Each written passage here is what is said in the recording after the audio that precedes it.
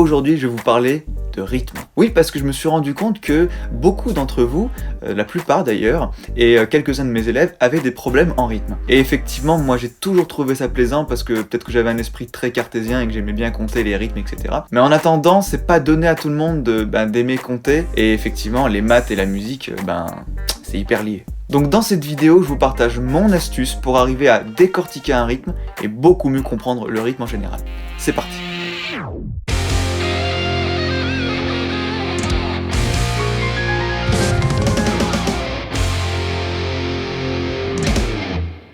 Pour illustrer cette vidéo, j'ai décidé d'utiliser un exemple que vous connaissez presque tous, je pense, et qui présente un rythme pas forcément évident à comprendre au premier abord, et qui pourtant, quand on l'écoute, on se dit « Ah bah ouais, en fait c'est hyper simple ». Je parle de Mad World, de Gary Jules, et repris après par Jasmine Thompson. Et donc c'est sûrement cette version que vous connaissez parce que vous avez déjà dû l'entendre à la radio par exemple.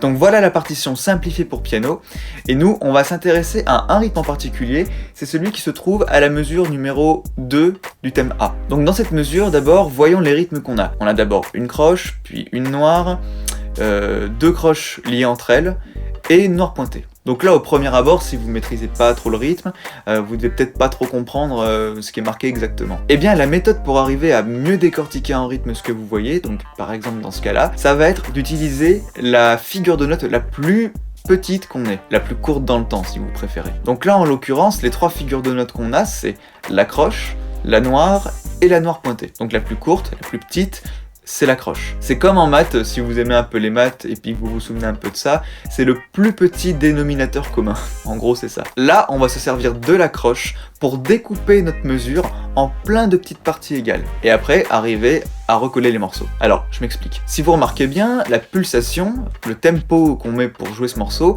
c'est marqué noir égale 88. Alors, certains m'ont demandé ce que ça voulait dire. Eh bien, en fait, déjà, la petite note, donc la noire, qui est marquée, indiquera que la valeur du temps de la pulsation, ça sera la noire. Donc, on aura un battement par minute, toutes les noires. Et après, 88, c'est le tempo qu'on a à 88, tout simplement.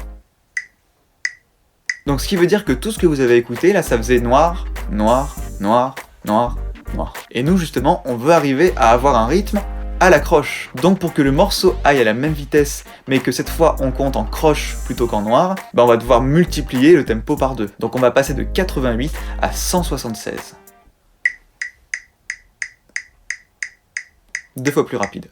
Mais bon, déjà comme c'est un petit peu rapide, on va pas utiliser 88 à la noire, on va déjà utiliser 60 à la noire. 60, je vous le rappelle, c'est la vitesse de la seconde de l'horloge. Parce qu'effectivement, une horloge fait 60 battements dans une minute. Et nous, le tempo, ça se compte en battements par minute. On va donc utiliser 60 à la noire,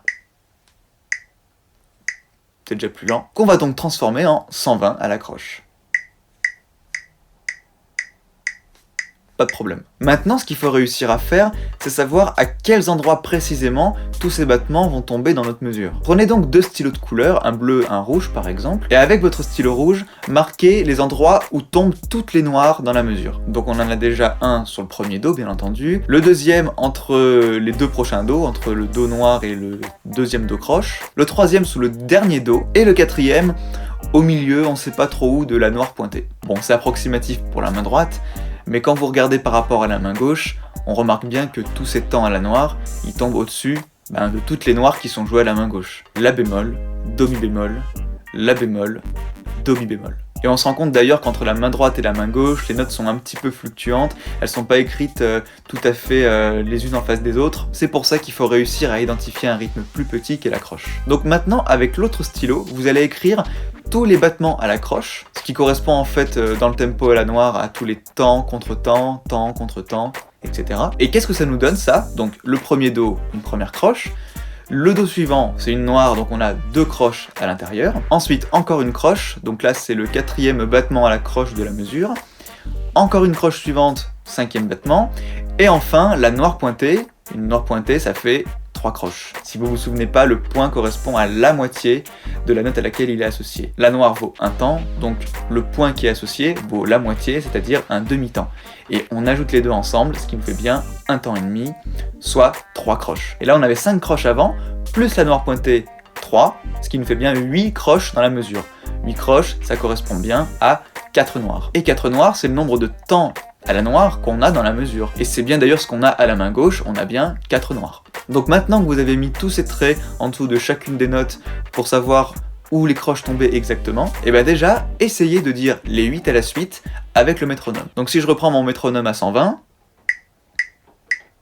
là on va faire une croche tous les battements à 120. Ce qui va nous faire 1, 2, 3, 4, 5, 6, 7, 8, 1. Mais déjà je sais que beaucoup peinent à rester sur un rythme fixe. Il faut vraiment bien s'entraîner à rester sur le métronome. Maintenant, ce que vous allez faire avec un troisième stylo ou avec votre stylo rouge, vous allez entourer les battements à la croche qui vont être regroupés pour former les notes qu'on a dans la partition. Donc par exemple, le numéro 2 et le numéro 3 vont être regroupés ensemble pour reformer la noire. Ensuite, les deux croches qui sont liées ensemble, c'est un petit peu comme si elles formaient qu'une seule et même noire. Donc là c'est pareil, numéro 4 et numéro 5, on peut les regrouper ensemble. Et enfin les trois dernières, 6, 7 et 8, qui vont former la noire pointée, pareil, on peut les regrouper ensemble. Donc ce que vous allez faire, vous allez dire des ta tout court sur les croches, des ta sur les noirs, ou quand ça fait des regroupements de deux croches à la fois. Et pour la noire pointée, vous allez faire ta pour arriver à bien faire 3 croches liées ensemble. Et au final, notre rythme global, ça donne ça. Ta, ta, ta, ta. Et vous le faites tourner en boucle jusqu'à ce que ça rentre bien. Alors maintenant qu'on a réussi à le lire à la croche, on va revenir avec notre tempo initial de 60 à la noire, mais en faisant exactement ce qu'on vient de faire avec notre bouche. Mais juste, on va avoir un métronome qui est à 60 plutôt qu'à 120. Donc on met 60. Ta, ta, ta, ta. Et voilà, le petit battement qui arrive derrière, c'est le début de la mesure suivante. Et de la même façon, ça vous faites aussi tourner en boucle. Et après, une fois que vous le maîtrisez bien, vous augmentez progressivement, soit de 5 en 5, soit de 10 en 10 si vous gérez bien, jusqu'à bien atteindre 88 à la noire. Donc je vous le fais à 88 directement.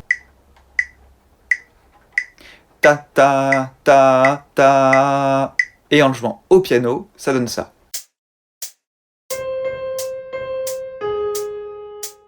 Alors je vous fais aussi la version avec la main gauche pour que ce soit plus joli. Et une fois que vous l'avez bien compris, bien assimilé, vous enlevez le métronome pour que ce soit plus joli à écouter. Oui, désolé, je le fais au logiciel parce que ça me prendrait trop de temps d'installer la GoPro sur le piano. Et en plus, ça c'est un synthé, donc le son par rapport au logiciel, il est pourri, et le piano il est pas à côté. Voilà, j'espère que cette petite astuce vous aura permis de mieux comprendre le rythme. N'hésitez pas à mettre un petit j'aime, un petit commentaire, à vous abonner si vous l'avez toujours pas fait, en activant bien la cloche pour être notifié des prochaines vidéos. Ciao les zikos.